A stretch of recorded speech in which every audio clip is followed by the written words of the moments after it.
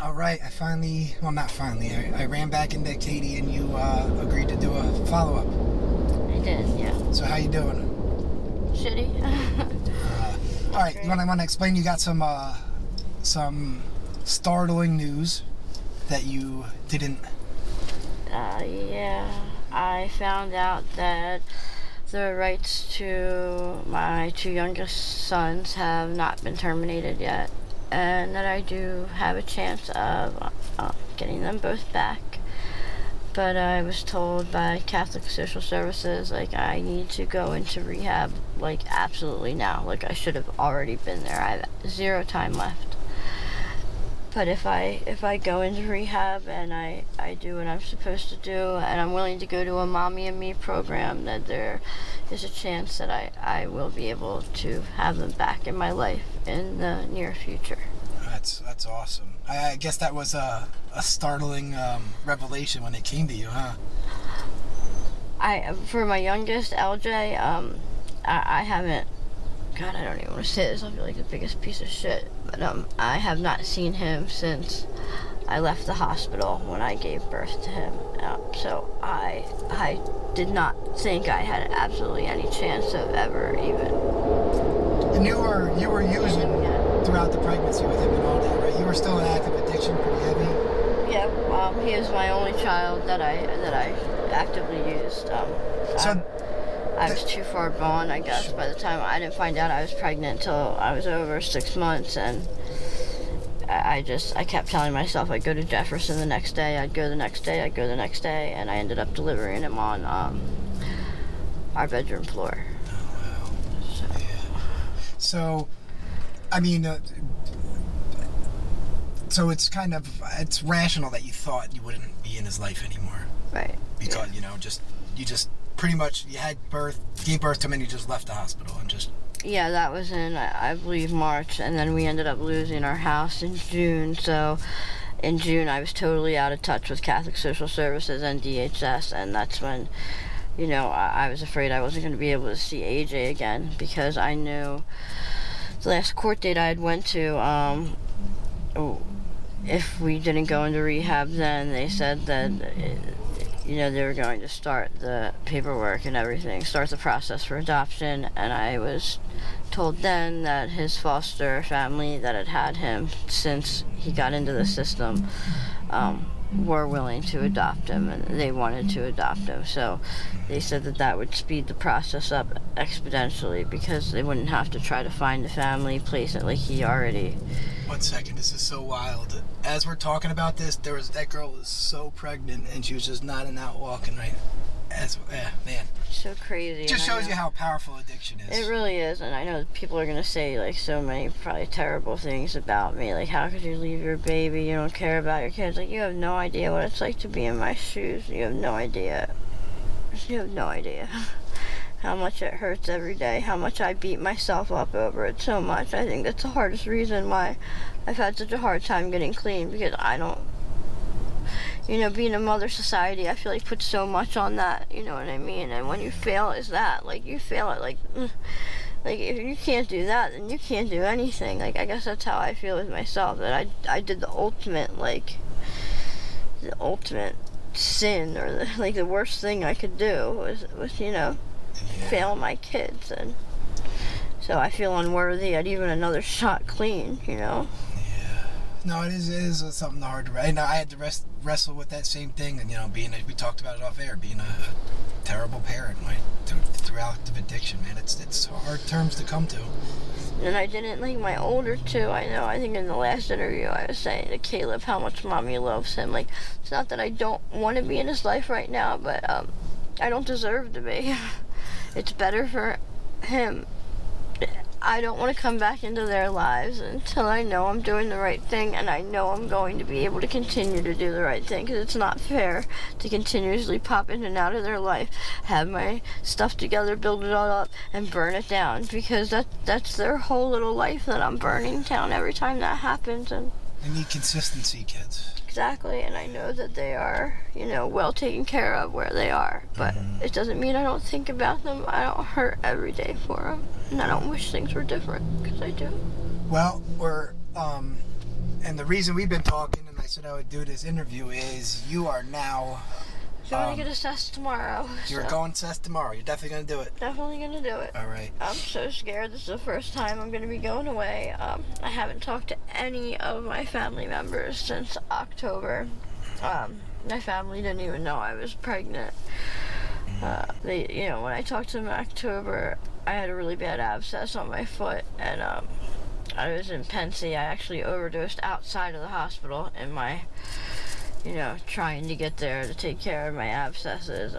And I was there for over 3 weeks. They gave me IV antibiotics, and then I was supposed to go into rehab from there, but they weren't able to get me a bed, and I was supposed to go on. They started me on methadone. I was supposed to go to the methadone clinic, but the day I got out, they drug tested me, and they said that for some reason on the instant I popped for benzos, so they wouldn't dose me. So I had to wait 72 hours with no clinic doing anything, and I ended up picking up and using, and I've been running ever since then.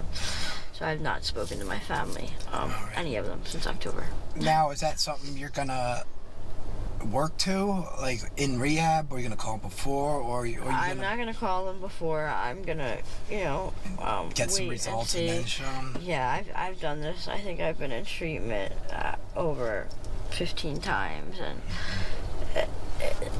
they're not going to want to hear anything. They're just going to want to see stuff. Their talk is not.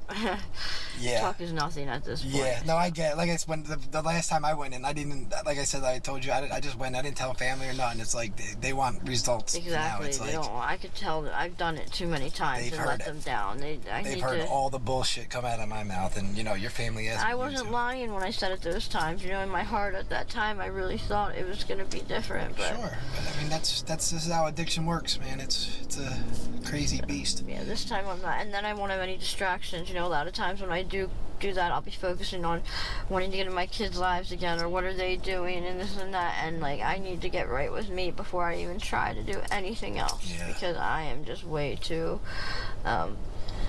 I don't want to say broken, but I just have way too many things I need to work through. You got a lot of trauma you need to deal with. Yeah, absolutely. Get therapy. I need to get myself right before I can be anything. Yeah, 100%. To them. Yeah, so you're gonna go get the assessment, and like I was telling you, so that you can know, it's kind of harder for me to help you get a bed because you don't have sores. It's crazy, which is crazy. Me, but the beds I'm able to get is medical beds, and you want to go to rehab, and the how it works in PA is you have to get assessed, you have to get medically cleared, right, and so that's what's gonna. Well, I'll probably definitely have to go to a detox, like you said, because I know the sores. It's not going to be a medical detox, so it's going to be dealing with what insurance says my level of care is and where they're going to send me. But, and I think they're still doing like the methadone taper and all that, and so it's going to be uncomfortable for you because of the xylazine. That. I am petrified. No, I don't, because I have not. I've not gotten clean since all this. So you don't even really know what the xylazine withdrawal is. No You've just had the beginning parts of it sometimes here, probably. Yeah, I have no idea what a detox coming off of the drugs the way they are right now is going to be. So that's rational fear that you have right now, because it's scary. It is scary. It's scary because of that. It's scary because I feel like I don't really have anybody. I mean, I know I do. I know I have support, but my mom would always baby me. Usually when I went to get clean, I don't. But I probably don't need that. It's probably good that I don't have that. It's gonna make me have to do it on my own, and maybe that's what I need to do in order to hold it much closer and not let it go so easily next time. Sure. And like I told you off camera, I will.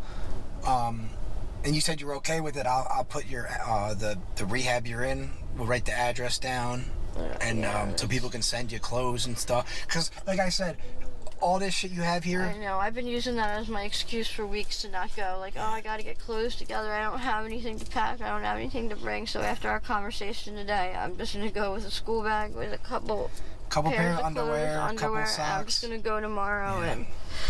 Because like I said, everything figure itself out from there. What is on your person right now that you need? Nothing. That you'll need in a year from now if you're sober? Nothing. You know, absolutely nothing. So, you know. Gosh, here I get robbed every other week, and I start over getting new stuff every week anyway. Yeah, so. I mean, I think that's just your mind, like, trying to talk you out of going. Right, logically in my head, I'm like, well, I can't go. I don't have enough clothes to go. I don't have this, I don't have that. And then I'm like, you know what? I'm never going to go if I keep waiting for that's just everything to be just right. That's just your addiction telling you to stay down here and keep getting high. But, you know, at some point you just got to go and I'm so change your life. Scared, though. Yeah, it's a scary thing, and you know, I went through it, but I also didn't go through it with the xylazine and the fentanyl. So I've just never been this far down before either. Like, this is the worst my addiction has ever been. I've never lived on the streets of Kensington before. I've never, I never walked the Ave before. I just have I've never been. Things have never been this like hardcore for me, and I'm just scary what how that's gonna be coming out. I feel like so detached from even human society. Like, yeah. It's like you're in your own little time vortex here where it's not. This is not normal. What's going on down here? I know that. I know it's very not normal. But the crazy thing is, it probably feels normal to you. Normal. Yeah, I was just gonna say that, and it's gonna take some adjusting to get back to quote unquote normal society. I feel awkward even when I walk into a Wawa sometimes. Yeah. Like, just I get that. It's just insanity has become my sanity. The norm for you. Yeah, no, I get that. That's crazy. But so hopefully you get in a detox and then even if you had to go to a rehab for 30 days, who cares? Well, I'm hoping to go long term. Longer than that, and then do a mommy and me, hopefully. Liberté, maybe. I've been there before. It's an amazing program. I'm gonna reach out to them. I actually was there over COVID. That's where AJ was born there. So. Oh, okay. And I live maybe literally an eighth of a mile from there, so I can come visit you, drop you. That's easy. Like when I go visit Jess, drop stuff off to her, it's like an hour and a half drive. So it's like a 3. So getting stuff to you will be nothing. But so like I said, they will. Once people find out, because you got a lot of, you said you're just still scared to listen to your last interview. I haven't even watched my last interview or listened to it. It's hard for me to look in the mirror. Yeah, no, I get it, trust me. I get it. You got low self-esteem right now. Everything. Like, I've lost so much. I don't look anything like the way I used to look. I just can't. And that's the other reason I'm so scared to go, because now I'm going to have to sit with myself. Yeah. Yeah, because once the drugs are gone, you're still going to be there with you. Scary. Yeah.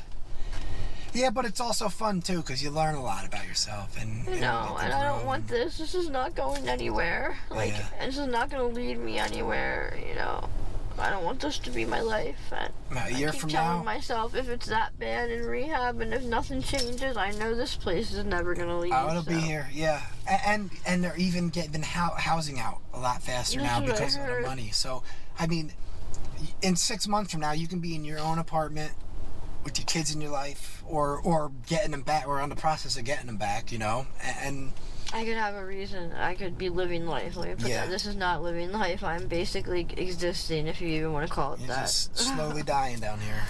You know, and some people will be here until they die. Most people, which is the scary part. It's scary. It's crazy, Jeff. Up until I found out the other day, and I know my kids shouldn't be my reason or my motivation, and my baby's dad, he's been begging me to go for months and months and months, and I just had given up on myself, and I'm surprised he hadn't given up on me. But the fact that there is a possibility that I could still have my kids back, I'm taking this opportunity and going right away. I honestly thought I was gonna die down here, and I was okay with that. Yeah, I get it. Because I didn't think I could ever be anything else. Yeah. Now I have a little bit of hope. And the fact that, I don't know, you've been coming around for months now, and if you can see a reason for me to get clean, and there's a couple other people that have been supportive like you, if all you guys can see it, maybe eventually I'll be able to see it in myself. Well, I got faith in you. I think you can do it. You just gotta shit or get off the pot, like my dad would say, you're a strong woman. You just gotta, you might not be able to see it right now, but you just gotta get up and go do it. It's gonna be a shitty couple weeks. I know. Shitty week. But guess what? It will pass. It'll pass, and then you don't ever have to. So I'm just gonna pack a change of an outfit and my sketchbook and If you have a phone, bring your phone just to scroll my phone. YouTube or whatever while you're in the waiting room waiting, because it's going to be a long wait tomorrow. But hopefully it won't be. Hopefully it'll go a little quicker. I'm hoping this Do you know is nice. where you're going to go? Savage Sisters? I guess Savage Sisters are the one that's right down next to the Rock. Yeah. That's where I went before. Or you can talk to Abby at Prevention Point. She's a girl. You can go there. But yeah, like I said, without the sores and stuff, you have to get medically cleared. Everything's switched to CBH now. I have Philadelphia insurance, so it should be easy to get assessed. Oh, it isn't? Oh, yeah. That makes it a lot easier. So, yeah, then I'm trying to think. You have to stay in rehabs kind of close to Philly area, I think, with that. I'm not really sure. I don't know how that works. Because I think always under Bucks County insurance before. Yeah, I don't think I ever dealt with Philly, but that is good you have it here, though. You know what I mean? I know that last time when that was the biggest problem that the hospital had when I went in for the abscesses, was that